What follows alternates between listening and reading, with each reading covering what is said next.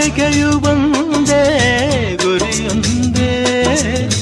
ನಿನ್ನ ಚೆಲುವಿಂದ ನಿನ್ನ ಒಲವಿಂದ ನನ್ನಲ್ಲಿ ತಂದೆ ಆನಂದ.